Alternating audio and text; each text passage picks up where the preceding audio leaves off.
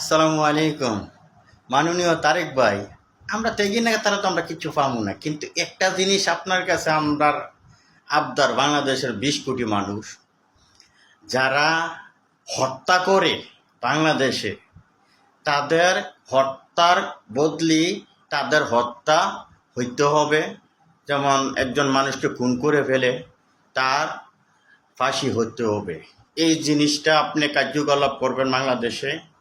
আর নারী নির্যাতন যারা করবে তাদের যাবজ্জীবন জেল, আপনি এই জিনিসটা করে যাবেন। আল্লাহ হায়াত মত, পৃথিবীর সবাই আমরা চলে যাব, কিন্তু হায়াত মত রিজিক সব কিছুর মালিক হচ্ছে আল্লাহ।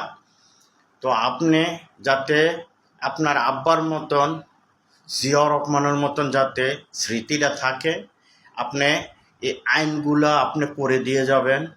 আপনার কাছে আমার অনুরোধ, আমি বাংলাদেশের একটা নাগরিক হিসাবে আমি এই জিনিসটা আপনার কাছে আমি রাখতে চাই। আর বাংলাদেশে, সারা বাংলাদেশের ভিতরে কিন্তু ওই বাবা গাঞ্জা এগুলা কিন্তু এখন বর্তমানে কিন্তু অতিরিক্ত বেশি হয়ে গেছে।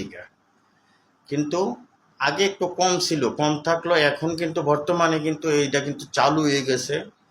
তো এটাও আপনি একটু কড়া কড়া আইন করবেন এবং কি কড়া নির্দেশ দিবেন।